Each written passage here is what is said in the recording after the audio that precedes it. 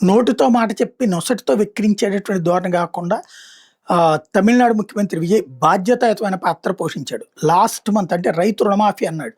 అయితే అప్పుడు కూడా ఇంత అని చెప్పలేదు. రుణమాఫీ అన్నట్టు ఇంతకుముందు చంద్రబాబు గనక సంపూర్ణ రైతు రుణమాఫీ నగలు తాకట్టు పెట్టినవి కూడా తీసుకొచ్చేస్తాం డ్వాక్రా వాళ్ళది రైతులని చివరికి స్కేల్ పెట్టి 50,000 లోపలికి తీరుస్తాం ఇట్లాంటివి చెప్పుకొచ్చారు. ఇక్కడ ఈయన కూడా అట్లాంటిది. కాకపోతే కొంత డబ్బులు ఎక్కువ ఇచ్చాడు, వెంటనే ఇచ్చుకొచ్చాడు. గత నెలలో సన్నకారు రైతులకి 50,000 దాకా రుణమాఫీ చేశాడు. చిన్న రైతులకి 50,000 రుణమాఫీ చేసి ఆ పైన ఉన్నటువంటి వాళ్ళకి 50% రుణమాఫీ ప్రకటించాడు. 1,00,000 వరకు పంట రుణాలు ఉన్న పేద రైతులకి 5,000 రూపాయల వరకు రుణమాఫీ చేశాడు. దాని మీద రైతులు నిరసన వ్యక్తం చేశారు.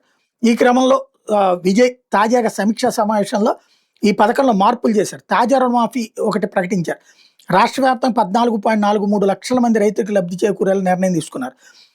ఇందులో కొత్తగా చేసింది ఏంటి అంటే సహకార సంఘాల్లో సన్న చిన్న పెద్ద రైతులకి 75,000 రూపాయల వరకు రుణమాఫీ చేస్తున్నారు.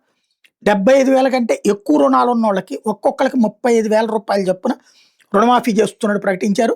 అంటే క్రిందటి నెలలో 50,000, ఇప్పుడు అది చిన్న సన్నకారు రైతులకి, ఇప్పుడు కోఆపరేటివ్ సెక్టార్లో ఉన్న వాళ్ళకి 75,000, ఓవరాల్గా 5,932 కోట్ల రూపాయలు దీనికి అయ్యే ఖర్చును ప్రభుత్వం భరించబోతోంది. రాబోయే 45 నుంచి 60 రోజుల్లో బ్యాంకుల్లో వాళ్ళ అకౌంట్లో డబ్బులు వేస్తామని ప్రకటించింది.